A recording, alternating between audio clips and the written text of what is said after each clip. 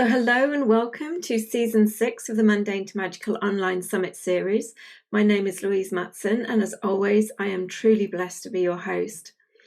Today, I am really honoured and excited to welcome another brand new speaker to this summit and an incredible shamanic practitioner, White Eagle Medicine Woman.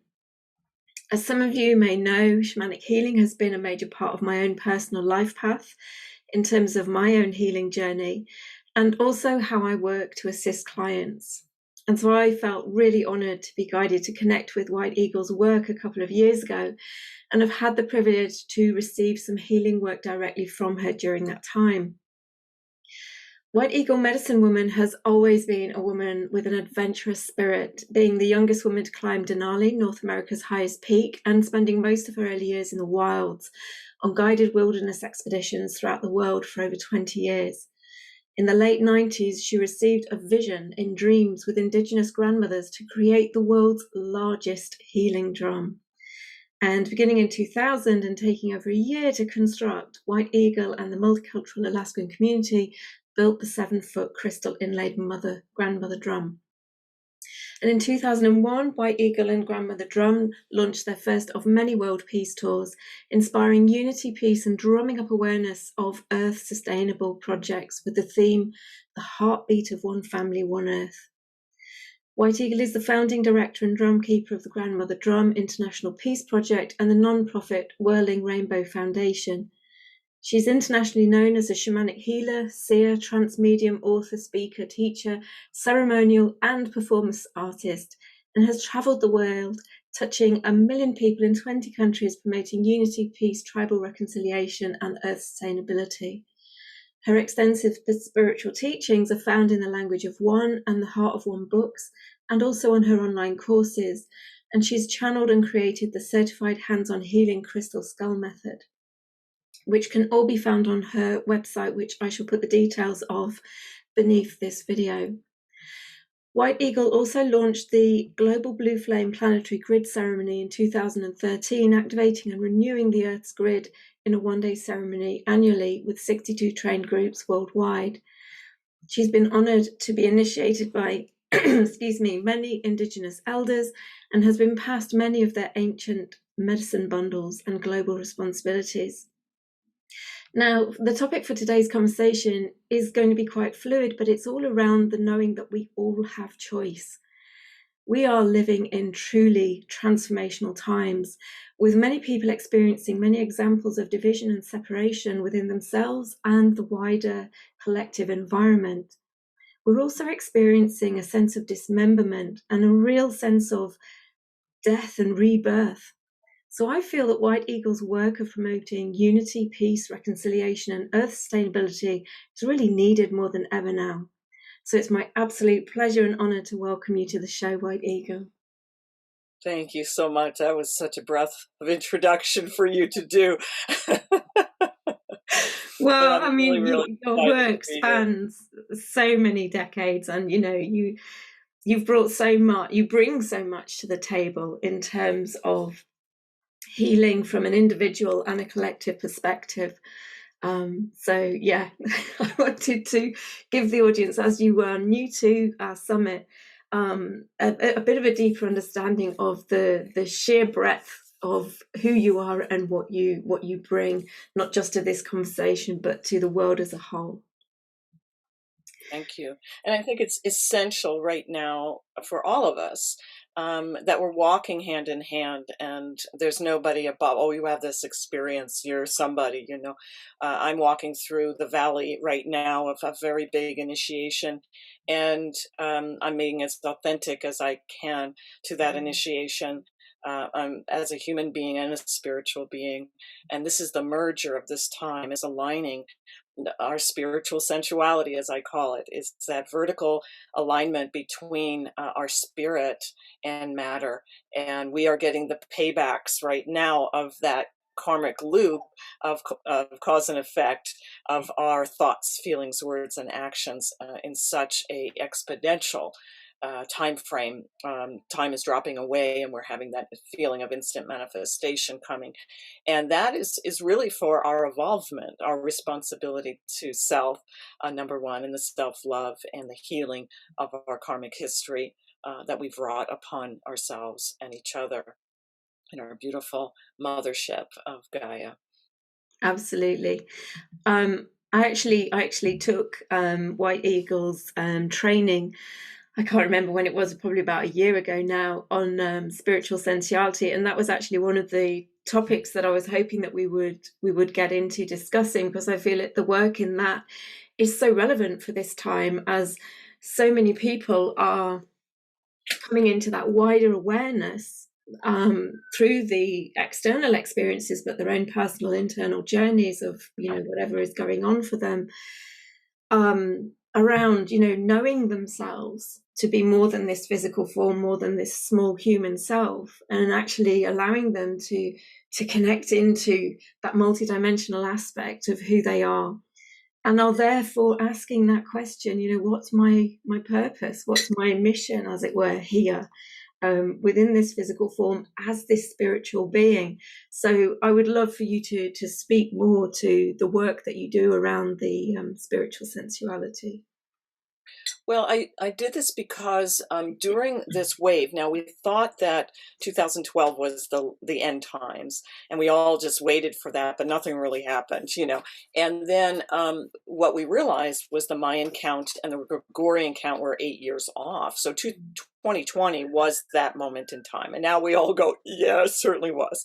And we are in this quantum field of jump. And when I was on Time of the Sixth Sun, as I'm in there, that film produced by Nikki Williams in the UK, very amazing film series. When it was released, I was the first one that they did a personal interview after the series was released, and we had 7,000 or 8,000 people live on the FaceTime feed, and the majority of the questions were, what's my purpose? So when the hits the fan, we all ask that question, because we were all wandering around in sometimes this illusion of, I got to have money, I got to have this, I got to have that. And then when the blah, blah hits the fan, we all of a sudden go, wait a minute, what's my real purpose? And we wake up out of that sleep. And everybody was asking that. And in shamanism, and particularly sweet medicine, Sundance teachings that I carry, is a wonderful medicine wheel. And we all, if we've worked in shamanism or paganism, we have a medicine wheel of the elements. But this is very specific to purpose, and that we have 5 purposes, the medicine wheel itself, and that these are our guiding force to our focus of our mana this lifetime. And those are the most important for us to reconnect to. That is what the Hawaiians, I'm here in Hawaii getting ready for our Crystal Skull Method certification program, the kahunas call kina ole. It's a very powerful word in the Huna, and it means being at the right place, at the right time, doing the right thing, for the right person, for the right reason, the first time. The first time is alignment of this. And isn't that interesting that there are 5 in Kina Ole, and there are 5 directions of 4 in the center in the medicine wheel: earth, air, fire, water, and spirit. Yeah. So our spiritual purpose is the most important. It's the driving force of why we incarnated. And that is what we're here to demonstrate or transform this lifetime. So the form, change the form of something. So we came into form to because we're all part of the one. We're all part of God. We're all part of all that is, however we understand that. And we're here to incarnate one aspect of that, to transform something from what we had experienced into something higher and more evolved. That's just the nature of evolution, as it is in all dimensions of reality. And so we come with that, and that drives the entire circle of purpose. So that's the first and most important. The east, the rising sun in the medicine wheel, is fire. It's our creative passion.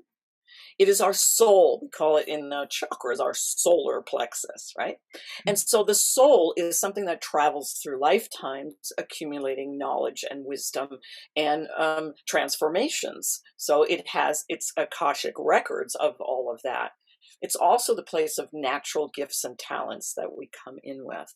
So our soul purpose is those talents that we're bringing forward to realize this transformation in this story. So that's the soul purpose. Yeah. Yeah. And then we go to the south, which is for our medicine, we are the water element. You know, we're just going around the clock for right now of the medicine wheel. And that is our emotional body. It is what we're here to focus on, what's working, what is working rather than what isn't working, which is such a habit of society, and only cultivate what's working. And that is our life purpose. And that's what we're here to give. Native people say that's my giveaway. You know, it's my giveaway. What's your giveaway? It's not your career. It's what you're here to teach others, what you're here to give others. Yeah. So that's another one of your important purposes. And, you know, you might say, well, I'm here teaching a lot of things. It's a core. It's at the core, and it holds everything. Because we can experience and get lost in many directions. And when we are on that mana, then we get in that kina ole, we get in that alignment. Yeah. Our west, which in our element world is earth element, the body. And that is really our work purpose. It's going to summarize all the purposes. Okay.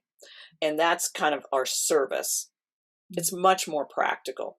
The others are a little bit more esoteric, but this puts it all together sort of in a service that we're doing.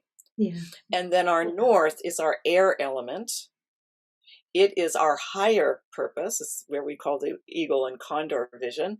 The one that sees the greater vision is what we're here to actually learn this lifetime. You know, what is the thing I'm trying to get for that transformation to happen?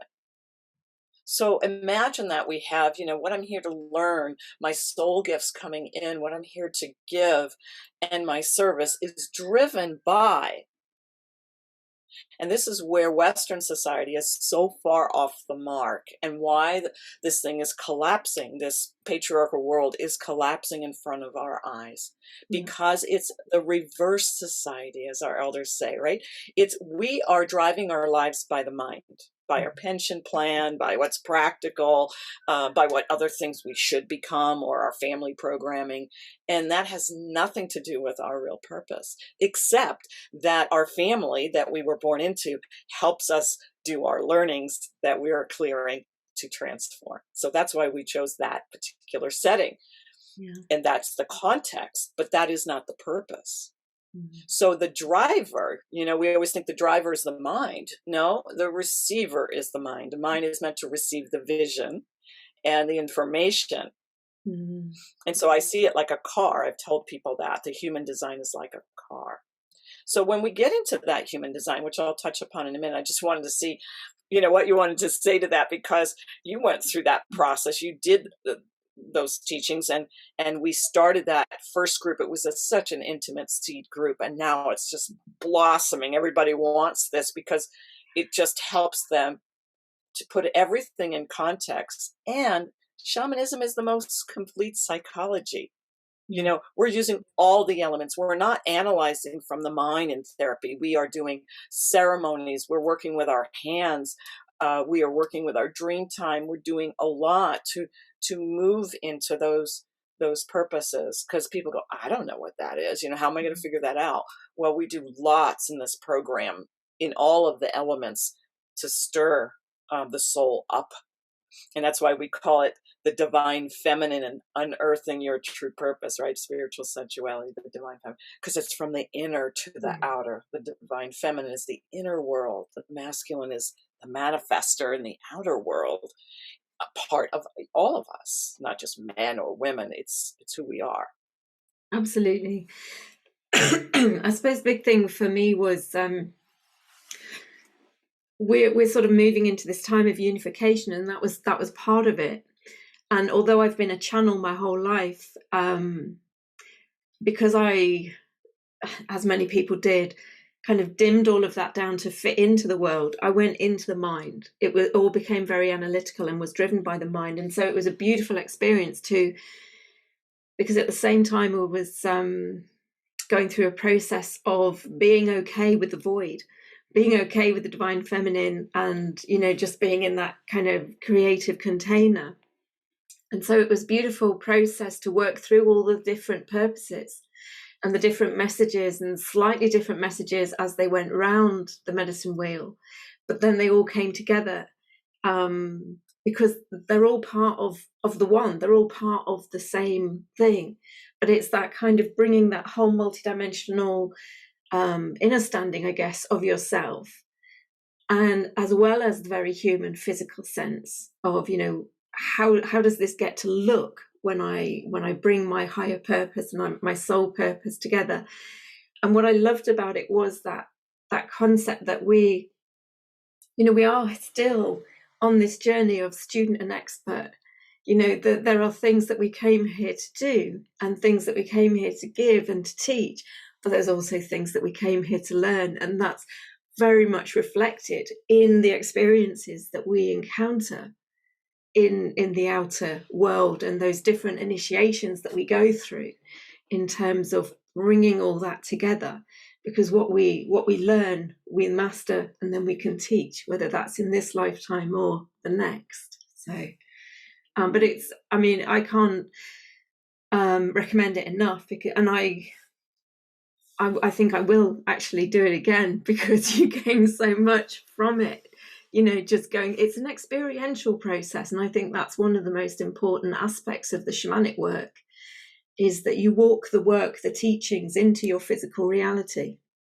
And that's quite often what I say to the clients of mine. You know, it's all very well and good, you know, us doing the work in the quantum field, the energetic realm, but we have to walk it into the physical, because we exist within the physical.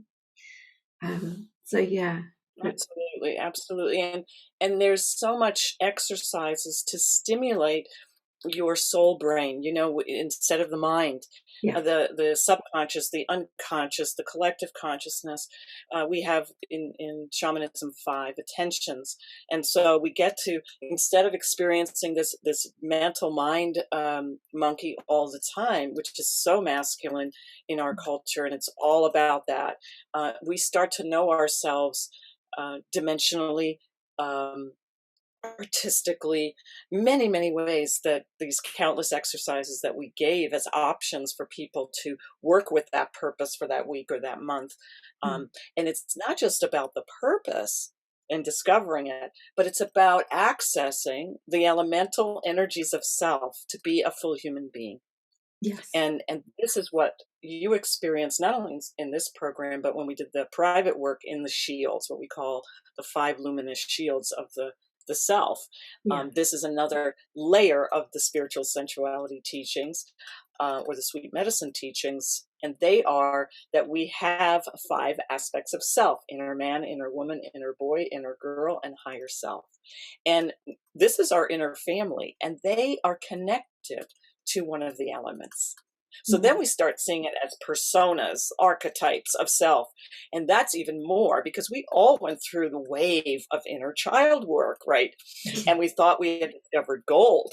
But there was a problem with it. And it was because I was doing therapy for people for years. And when we introduced this, everybody thought we're going to solve the problems, you know, when we get this, because, but we didn't. We did for a while, and then all of a sudden it didn't work anymore. And that is because a woman would come in and always deal with her inner girl, and this circle would go on. Well, the inner boy is the only thing that can help women pop out of that grief process, because inner boy for women is fire, you know, and is creativity and that kind of thing. And for men, the opposite, because we have them set up a little bit differently. But this allows us to get the full spectrum of self and bring the self into therapy, like we did when we did alcoholism, for instance, and we brought the whole family, because we knew it was a family system problem. Yeah.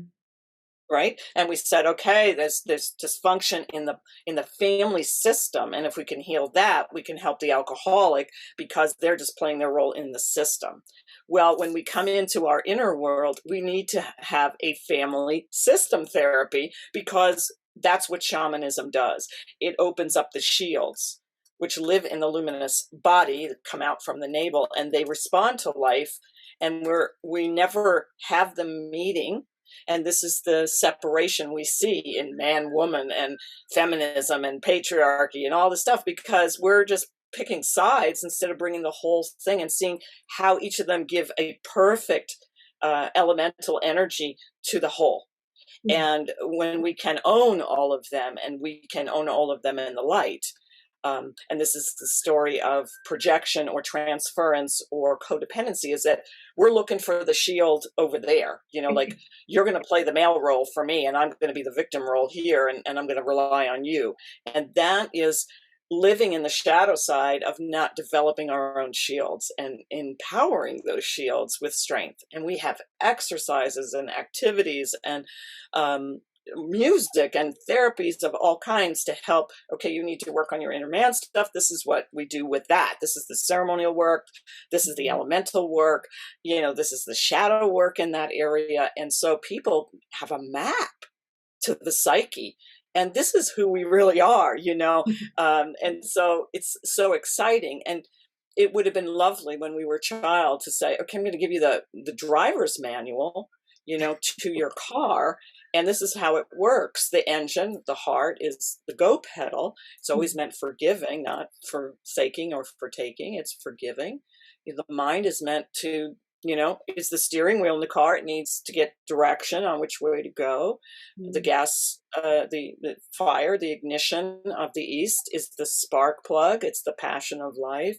And our bodies are meant to ground, store, and hold, you know, not to do anything else. And we've been using them in reverse. You know, instead of the mind receiving, the mind is in the determiner role. And actually Spirit, Holy Spirit, God, Goddess, the center of ether, is the determiner, is the driver of the car. Yeah. And no element. And we get lost in, you know, sex is our driver, or emotional body, and everybody's in, like, always in emotion, and that runs their life. Or the West, their things, their possessions run their life, or their intelligence runs their life. It's all about knowledge and facts. But the Spirit is the driver, and everything else is serving that. Just like in the purposes, it's all serving that you know, spiritual purpose in the center, and they're all taking their roles, very important, very different roles, and we have to get used to that in our breaking through duality to accept polarity. Polarity is there. The male and the female energies do kind of opposite things. But as they start coming closer together, it's just like this gorgeous figure eight: inner world, feminine, masculine, outer world. We don't do anything that doesn't come from the inner, and we don't bring it into the outer. Then it's never out of alignment. So it's this beautiful, and then you see the north-south doing the same, and you see the flower of life emerge. This beautiful flower that we become, which in sweet medicine we call the flower children. This is where we got the 60s terminology. It's actually a Native American meaning to when we get all of the shields working as this orb, very close together, not in this polarization, but duality is working to support itself in all four directions. Absolutely.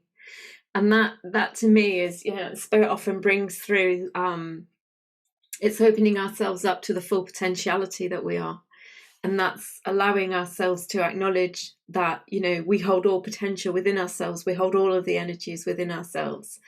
But it's, you know, it's allowing them to come into that place of conscious alignment where you're working from the whole as opposed to being influenced in one direction or another. And, you know, your path, your actions being determined by one aspect solely.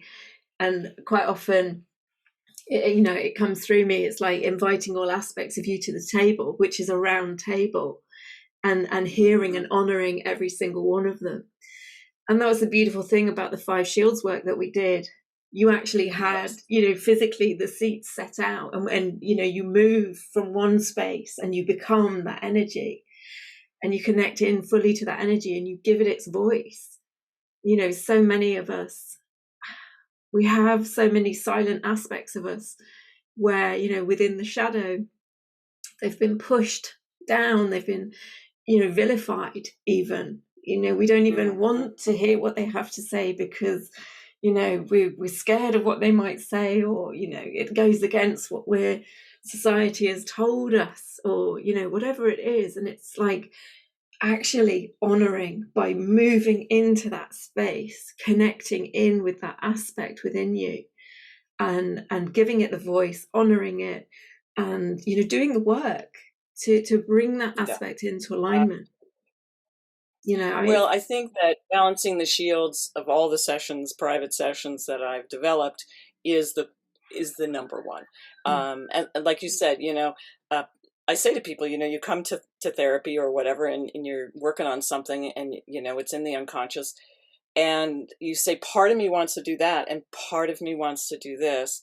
And who is that? A split personality? Who is that? You know, this multiple voices, and it is the self in its different shields. And Native American always had knowledge of that and ritual for that. It's development of those shields and giving that stage, which I learned staging and psychodrama in many of my trainings over the years with inner man, inner woman work. And there's just a lot of modalities that started using, you know, stepping into a space and being able to touch it from there. And it's just been so helpful for people to separate that inner, like, na, na, na, na, na, na, and be able to put it out there and go deeper and find out what the source of the family tension is within the self, and find the light and aspects of each and what they want and what they need. It's no different in Shields work than doing family therapy. You know, it's an amazing thing. But in Shields work, we can also work dimensionally, which, you know, we didn't do so much necessarily in yours. Sometimes it comes up and not, where I may tap into a past life of me as a boy that's projecting into this life, you know. And so it's so dimensional, and we start realizing how big we are, and not including our ancestors and the luminous beings, and on and on and on, the archangels, whatever. So it is such a powerful access point. And I think what I want to stress in this, really as a bottom line to everyone today, is we're in this time that everybody's going, these are false facts. Okay. No matter what side of this story you're on, of light. And of course, it's rippling through everything now. Now we're realizing we're being pumped with false information everywhere. Yeah. And it's very difficult because everybody's very righteous that they really do have the science facts. And I just feel that it's more important than that, is that we must have a deep, strong muscle with our shields, with our elemental energies, with our multidimensional aspect of self, to access our knowing. Yeah. Not knowledge, but knowing. Yeah. And there is that. Our bodies know what's right for us. And one side may benefit from that truth, and another may benefit from this.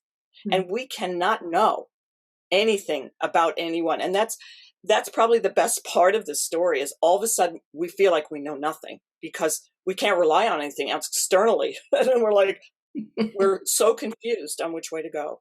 And that's exactly why I planted the seed at the year that you were there for this blossoming, because it's the only way out of where we're going.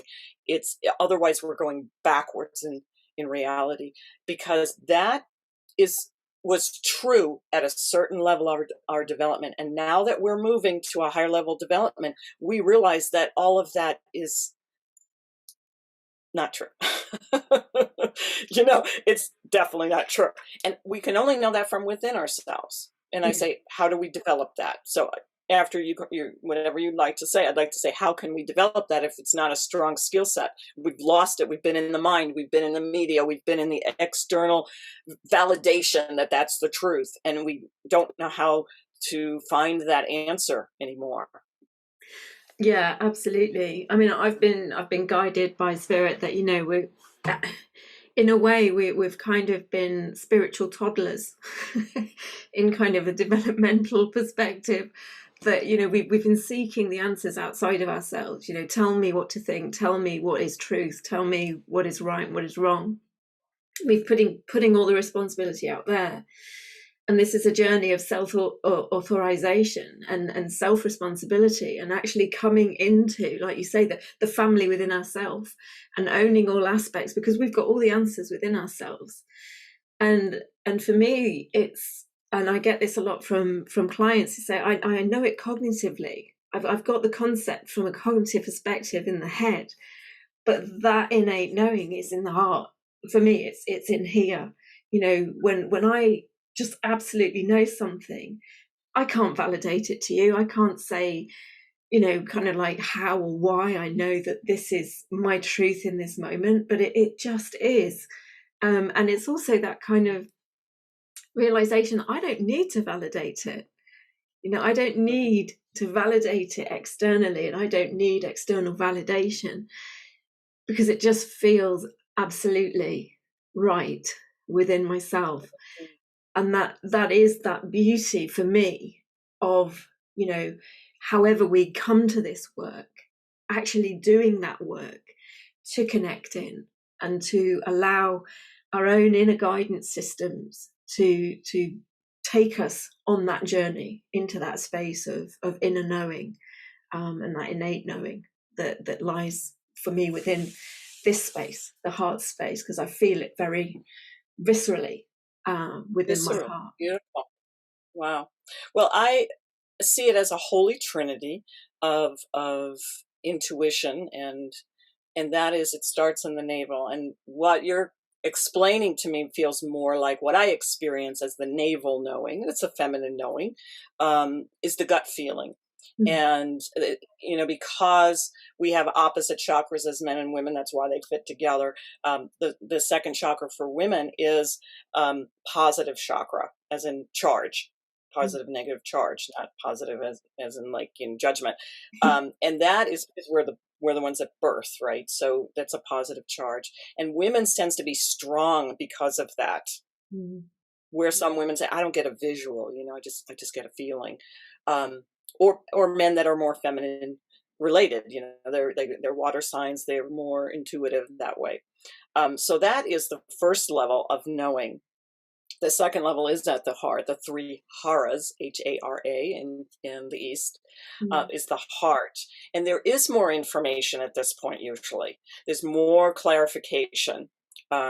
Different than validation. I'm going to define those two. And then the third is the third eye. You know, so once it raises all the way up, that's why we say, and that's why I wanted to mention this, if you haven't developed these skills because they've been atrophying in you for so long, you have them. It's your birthright. But every muscle needs to be exercised. So if you want to exercise this, I have a free gift that you can, you know, I'll give you 10 messages from your soul, how your soul communicates to you every minute of the day. And the one thing we talk about is messages in threes. And that's because it's going to the navel, to the heart, and to the mind. And once all three of them, that's when we go, oh, I get it. You know, we get that third message. And we pay attention for the repetition. If we are looking for the soul's guidance, we pay attention to that repetition. When Michaela and I were touring the world and both looking for our long-term partners, we had no idea it was each other. So that was just the great cosmic joke of all time. And we asked for guidance, and we got like 75 signs. Okay. And then we just kept doubting it. So we asked the grandmothers for more. And when I channeled them, they said, we gave you well over 300. What is it going to take? You know, this type of thing. And so we get repeated. And that's what we ask for. It's not about validation, is about self-esteem. You know, it's like, I need to be validated that I'm okay. You know, no, confirmation is your communication with your soul and spirit. Am I accurate? I'm developing this muscle. I'm not sure if it's my mind again running off with something, or my fear. Give me a confirmation that I'm in Kina Ole, that I'm in alignment. And so we get, the book falling off the shelf with the word on it and all these kinds of things. And especially when it's a deep emotional decision in our lives, we need that validation through confirmation, not others validating, oh, that validates me, I must be right. No, we're asking clearly and objectively if I am actually listening to my soul and my spirit.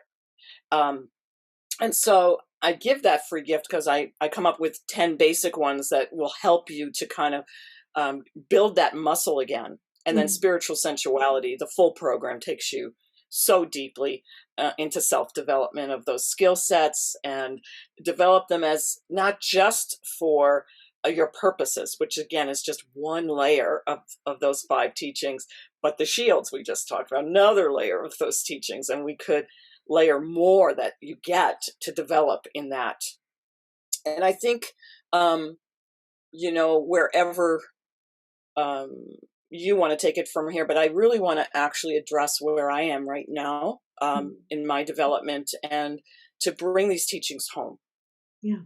And so, I first, if you want to say anything about all of that, that just feels like this is such a gift to have these ancient teachings that I have been blessed to carry. They're not for me, they're for you, they're for all of us. Once you hear them, you'll just be like, oh yeah, I remember, this is the synthesis of every religion and spiritual path. This is not like something outside of you. It's so practical, it's so accessible, and yet it flips the coin. Because we are living in a reverse society. We are living where we're directed by the outer world and the mind rather than the spirit, or a God-driven life, or however you understand that. Absolutely. And I think that comes in with the, I mentioned in the introduction, I feel that we collectively are going through this process of dismemberment where, we're kind of being taken apart, as it were, and releasing all of that which doesn't serve us, which can be a very challenging process, can be a very painful process. But the coming back together is that remembering. And so, for me, it's like whenever I've connected with any spiritual teachings, particularly for me, from a shamanic perspective, because that has been my healing life path journey, it's never been, I've learned something new. It has always been, oh, I'm remembering this. And, it was just like the light has gone on in a dark room, but it had always been there. Or people gave me words and names to things that I've always known and couldn't articulate. Right. And so it is so definitely this process of remembering. And that is that for me, when you've connected with the perfect teaching or, the perfect kind of process or whatever, because you're not this, at school studying and, having to repeat so it sinks in. But it's just like oh, wow. The lights have gone on in the room and all of this kind of hidden wisdom, hidden knowing is suddenly brought to the fore and brought into the light. And that's why for me it kind of sits so deeply from that point on. It's like once I remember, I can never re-forget again. Well, not in this lifetime anyway. Well, yes, we can deny or we can repress, but we can never unknow. Yeah, absolutely. That's the way it is. Once we know, it's like the red pill or the blue pill in the Matrix, right? You want to remember. Well, I think that what I would sort of summarize this as is, where you're talking about this dismemberment. And I see it as a dismemberment of belief systems and truths that we have saw as our reality. And that suddenly we're a little bit ashamed and embarrassed that we were pretty uneducated. we're getting that we don't know anything really, and that, but that's part of the growth process. We were in kindergarten, first grade, and, we thought we were the be all and end all in that level of development. And then we went, we finished high school and we went, oh my God, that was so elemental, and then we move on, so we are moving on. And some truths stay through all of those development stages, and some actually drop away. The physical truths that we had drop away because when we get closer and closer to the particle versus the wave, the essence of spirit, we get to spiritual law. Yeah. And spiritual law always supersedes natural law or physical law. And so we get into the magical, which is your title, mundane to magical, right? We get into the magical, which is, more of a pagan term for the supernatural experience. And supernatural is also a great word because it's super the natural, it's like the essential, alternative, the alternate, all doing alternative healing, alternative, like supernatural. And we get into the essence of the spiritual and law. Mm-hmm. And that's where I feel like I'm being led so deeply now. And I'm going to finally bring us to this moment that I'm in, which is a crushing devastation part of my world, absolutely destroying and dismembering me. My daughter, 33 years old, my only baby child girl, just went into the spirit world a week ago. I am in the absolute throes of a mother's ultimate fear, ultimate devastation, ultimate initiation, physical dismembering being like my cord it started 9 months ago in a ceremony. I thought like somebody was ripping out my gut. And I've heard of this from my spiritual teachers that 9 months before the cord is pulled. And I just was so devastated in this ceremony. I had no idea, except that I knew it was about my children. Mm-hmm. And the 8 weeks leading up to this, I had these terrible doom feelings.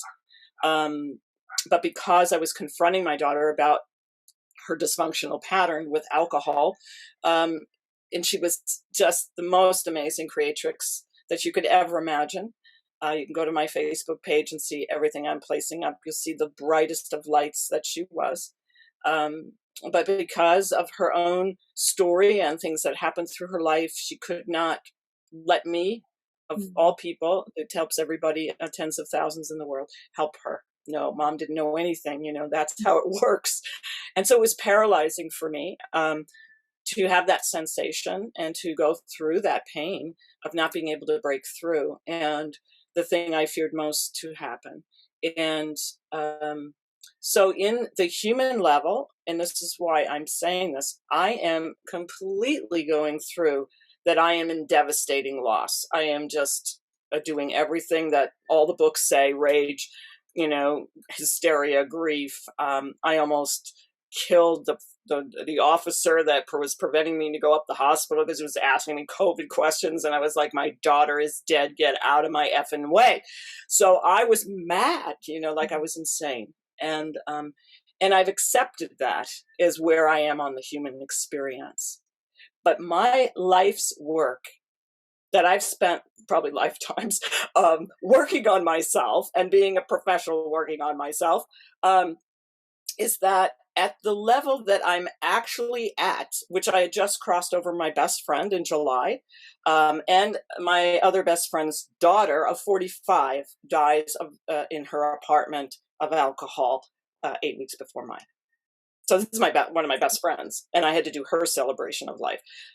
So for the last, since 19 in my own near-death experience, it's been a cascade. Mm. And what I have learned, I cannot deny, that was preparing me my whole life for this moment. Mm. And that is my spiritual knowing. Yeah.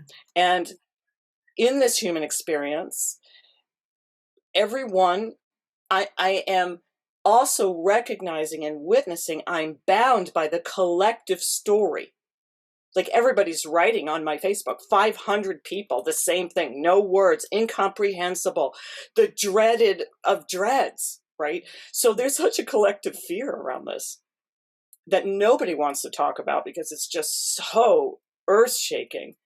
And people don't even know how to comfort you. They're just like so afraid of it themselves. And they're projecting their fear of it into me. Yeah. So I'm filtering all that right now and filtering what's really true. Mm. Those things are true. I'm experiencing them at some level. But just 3 or 4 days after, I spent 5 hours with her dead body, heard her. She was angry, she was sad, she was mad at herself. All of those things we had to clear so she could leave the body, because she was hovering there and the body was going to be cremated.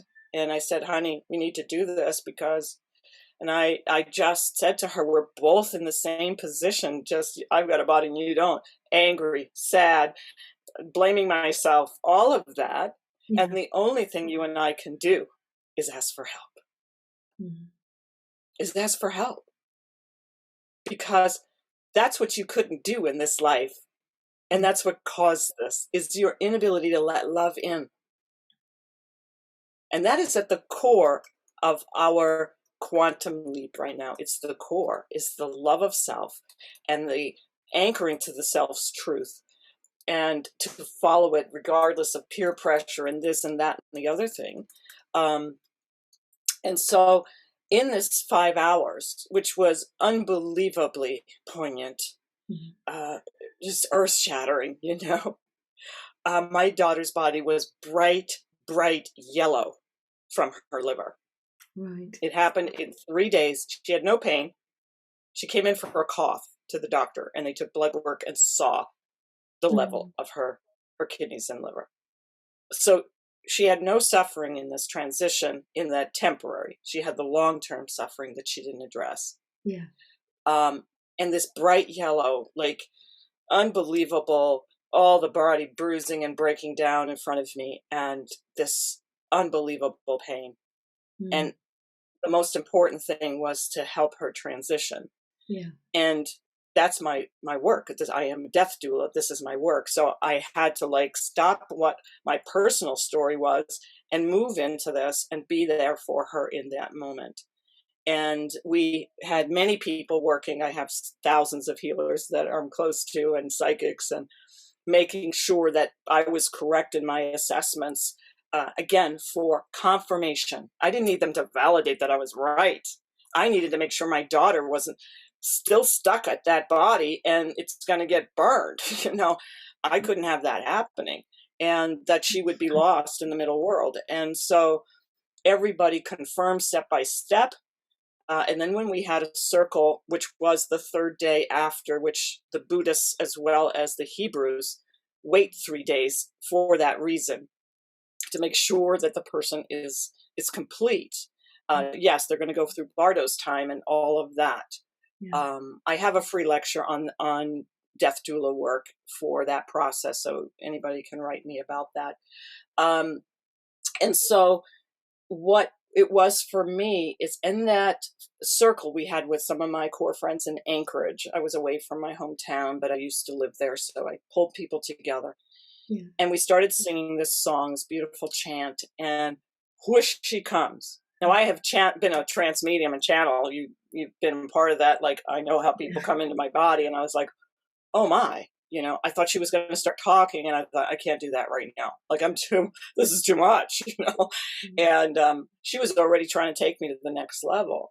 And she came in behind my heart, and it was like a fluttering of a effervescent hummingbird. That's all I can describe it as. And it was growing inside my chest, and it was pressuring the back of my heart. And I was like, this is not only her, this is her essence. This isn't the person I knew as her, as the human being. This was how she came into my womb, this essence.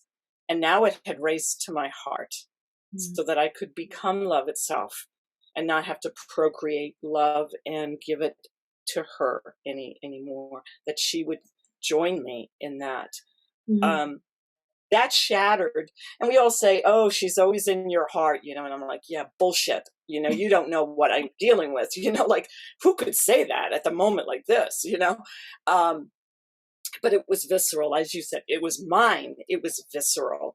And it changed everything. It changed every truth that I was experiencing. And I knew, you know, I just sat there. She did it twice. And I finally told her, like, put it through the group. So she did. And then we, you know, we came out of the meditation, and I didn't say anything because I was just so bowled over. And I passed the talking stick to some of my friends. And one of my friends described it to the T. And everybody's like, I didn't see it, but I felt it. You know, it was like fire. And my daughter was 5 fire signs, you know, just all creativity, you know, you know. And she was very into this show, Supernaturals. And you'll see her art. Her art was all mythical and all superhero oriented. She loved Wonder Woman, and, you know, so here she was, you know, and I couldn't deny that. Yeah. Now, the physical part of Hermana, I'm very aware of. And for those of you that are around people in those final stages, they will download their life force, the last of their energy, to someone sitting with them. You'll get like a hot flash, and you'll know they're downloading the rest because they don't need it. And their body is, you know, stopped beating, but they have all this life force sitting there. She did that to me when we laid in bed. I took her hand and I put it on my heart, and my psychic friends were on the phone, you know, conference calling, and we were all guiding her. And all of a sudden she whooshed me, but that was very physical. You know, that was her physical energy. This was her spiritual essence. And so at a different level, and that's what I'm trying to point out about spiritual sensuality, our spirit is taking senses in this human form. It's taking senses to be grounded here. And we can't go to the next level if we don't have that spiritual essence and our bodies in the same place. So what I'm calling for, because yes, I experienced it, but did I still cry after that? Am I still miserable? Yep. Yeah. It's not over. And I'm walking through it authentically. I'm not pretending that I'm spiritually at that point at all times. However, I have, again, I can't unknow what I know. Yeah. I can't unknow it. I'm just adjusting to moving my whole body into that truth, my whole emotional body, my whole physical body, so that I'm in Kina Ole. Yeah. And I can hold that next level of consciousness as a full truth. Yeah, absolutely. And that's what, you know, my friends are saying to me always, is like, you're not afraid of anything. You'll lean into everything and feel it totally, because that's the only way. You know, everybody wants to go, oh, it's all good, you know, and down here they're like, you know, having cancer and, you know, everything else. And it's like, well, that's not true yet all the way through. And until it is, we can't stabilize at luminous body. And that is where I know is more true than where I am in the human experience. Yeah. It's more true. So I need my body to own that as more true. Yeah. And just for a sample of that, she died on 1/11/22 at 33. It's like perfect lineup, right? The Mayan count for that day was red electric Skywalker. I mean, she's a redhead like me. You know, electric Skywalker, meaning taking the sky flight. And the mantra of that in the dream spell is guided by the power of navigation with the electric tone of service. Meaning that was my navigation to continue my service. Yeah. And I can't argue with that. You know, everything in the whole leading up to it was so difficult. She shut me out 6 months ago when I was really trying to get her help. And so she wouldn't talk to me for 6 months. Imagine, I was in devastation already. Yeah. But she was preparing me. Yeah. She was already physically out of my life for 6 months. Mm-hmm. And that's why her partner only called me really towards the end, because she didn't want me to know. Because it was so humiliating when the doctor confronted her that this was alcoholic hepatitis. Yeah. And that was just so devastating and so embarrassing and all of those things. So had we been together before this, we would have had a horrible relationship, because I would have been like pulling my hair out, and wanting to handcuff her to treatment or whatever.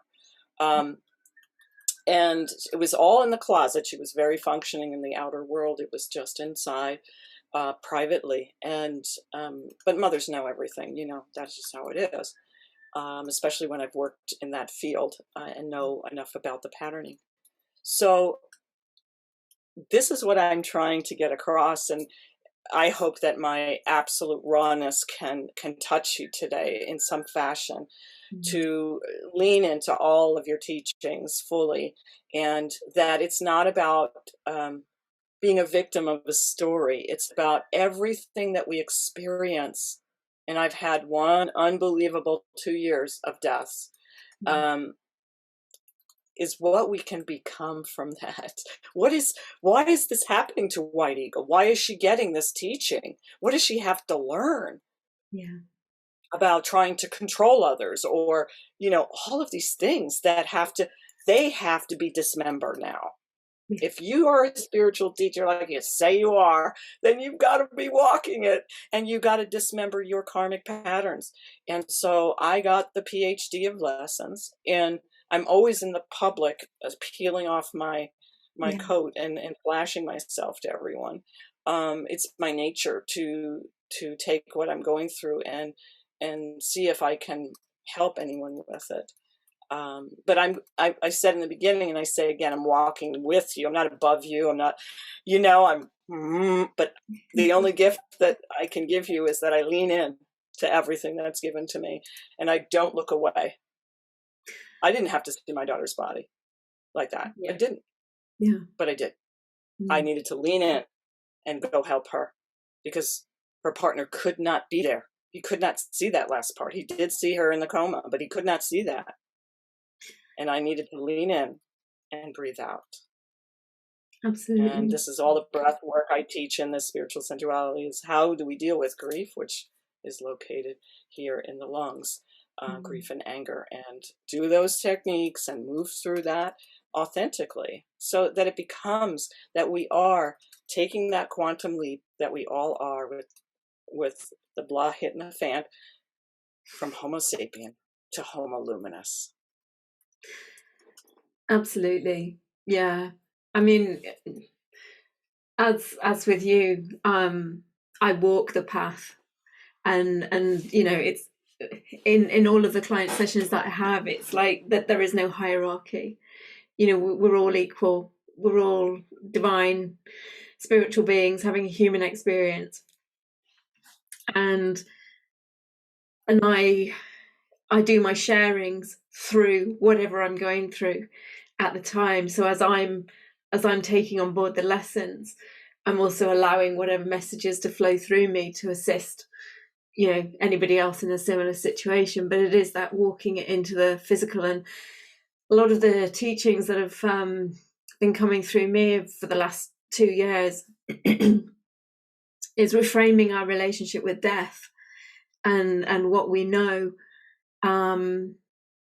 and allow ourselves to connect to in terms of death, the process, be it of a loved one in the very real sense, or be it of death of our role, death of our beliefs, death of who we were, and allowing ourselves to rebirth, to become, to step into the becoming of who we are here to be in that next moment, or that next part of our journey, because it's always moving, it's always flowing. I was guided years ago, it's not about the destination, it's the journey.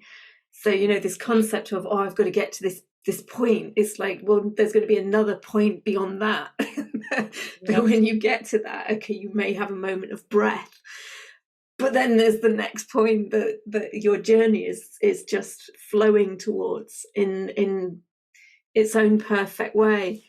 And really owning and honoring, for me, everything happens for a reason, and everything is perfect. And our little human self in that moment may not grasp that or understand it, or may not even want to connect with that concept. But again, it's that deep inner knowing that that is the truth, for me. And it's like allowing yourself to be unapologetically who you are, be that authentic self within that moment, honoring the human aspect, honoring all the other aspects as well, because you're going through that process from a very human perspective, and you're crying and you're screaming and you're raging or whatever it is, but you also have that connection to that kind of more lovingly detached awareness, inner awareness of what's going on. And I know on my journey this year, which has had its own challenges, but perfectly and beautifully experienced in their own way, where my little human self was having a massive tantrum and feeling very much like the victim, but in that same moment knowing that I was holding space for myself through a higher aspect of me. And so kind of experiencing that multidimensionality of myself within that moment, and allowing myself to be all aspects, both aspects, the aspect that kind of saw the higher vision and was holding space for the little tantrum human just kind of falling apart and feeling like a complete victim. So yeah, it's this year, definitely the message has been about self-love and allowing ourselves to be unapologetically who we are in each moment, and to be our authentic self. And from that, whatever we feel drawn to share or express our truth in that moment, allowing that to flow through without the fear of judgment or ridicule or the opinion of anybody else, because all that matters is that we are in our truth, from that multidimensional spectrum in each moment, really. And that's allowing ourselves to, like you say, embody that next aspect of consciousness.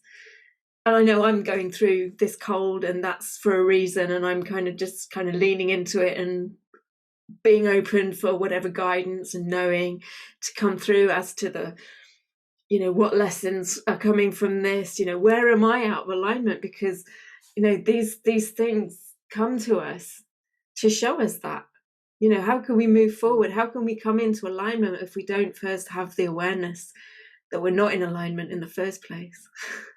Exactly. And I think that awareness in all Eastern traditions, and I was a practitioner of Eastern traditions for so many years, with Osho, and it's where you have this silent witness that can just watch. Michaela described it a few years ago when she had the news about her father passing away in his sleep at 65, just one day to the next.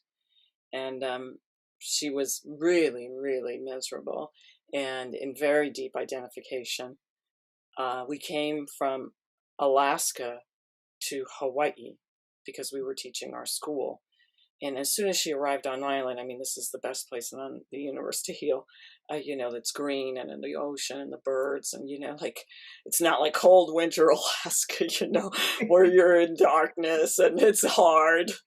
And so she said, what happened to me is when I was in Alaska, I was just the misery. I was grief, and I was so identified, I couldn't function, I couldn't eat, I couldn't do anything. And then we came here, she said, and then all of a sudden there was me, and there was the grief. Like there was a core of self that was the watcher. And I'm sometimes even amused, like at the motion picture scene, I would have gotten the Academy Award for the rageaholic I was at the beach when the call came in. I'm at this beautiful beach here, and we'd finished our work for the day, and we were really hot, and I was screaming at the top of my lungs, throwing sand, getting in the water and hitting the water and yelling at my guides, and like I was just in this absolute rageaholic. Yeah. And, you know, the second or third time I did that one, which was at this poor, you know, security guard guy, I was watching this, wanting to laugh, even though I was in absolute despair. Yeah. I wanted to, like, the part that was watching me, going, oh my God, you're such a drama queen. You know, I was just beside myself in one shield, and the other shield was like, oh, really? Like, Yeah. we're doing this? Some spiritual leader you are. Hope that guy doesn't know you run a peace organization.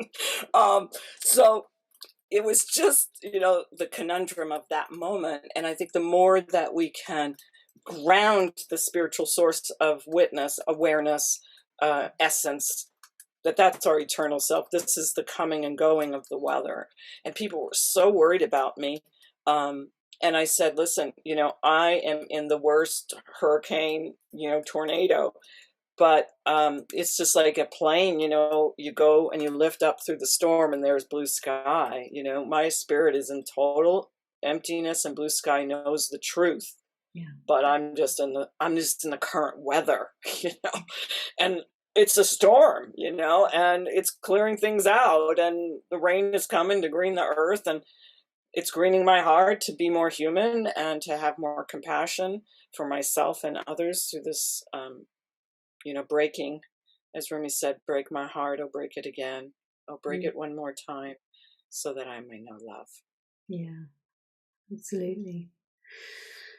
Thank you so much for sharing your raw and truthful expression of your experience and ongoing experience through this journey into the deepening into your heart space and that unconditional love that you are at the core.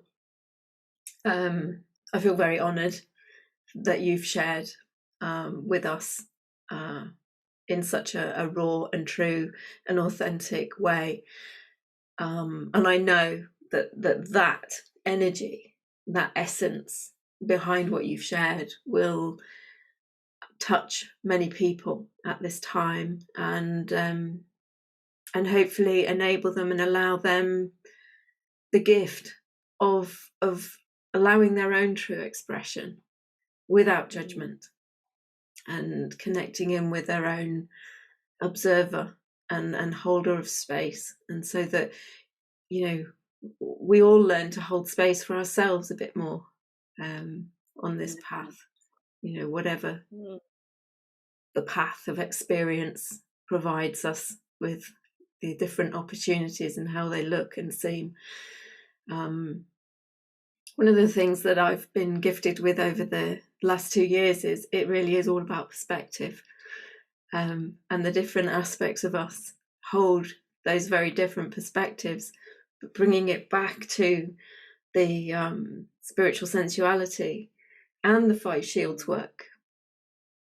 You know, it is honouring each of those different aspects and each of those different perspectives that are all our truth, and letting them all come together so that we allow ourselves to become whole and ground that wholeness into this physical aspect that we are. And I think that's where we're transitioning. That's the journey that we're all on to some degree, whether we are consciously aware of it or completely unconscious of it. But thank you for your sharing. Well, I just thank everyone that's going to listen to this, being my witness in this moment in time, and may it somehow help you to walk through the fire, because really what it's burning right now is illusions of separateness, illusions that I can no longer see or experience her, and those are all only true, like I said, at a certain level, and on another level they are not. And so that is the new relationship that the next level of consciousness is leading us by death into, that false system, because it's what we fear most about ourselves. We're doing all sorts of crazy things to our bodies, fearing this this bug, and not taking care of our health to begin with, and dealing with the cause, not the root causes of this collective illness, to wake us up. But as everything, we've designed it for ourselves to break through a glass ceiling, and that is our fear of death. Yeah. And what that really means. And my teacher Osho talked about this. He's got this fabulous book that was really my rock with my best friend when she crossed, and it's called Death, the Greatest Fiction. So you can look on my YouTube channel. I did a lecture about that, and about all the steps leading up, and the Buddhist understanding of what they call the 10 dissolutions of the body, consciousness. And these ancient teachings have been there for tens of thousands of years, and for the great masters. And now it's like everybody needs to know these skills because they're who we are.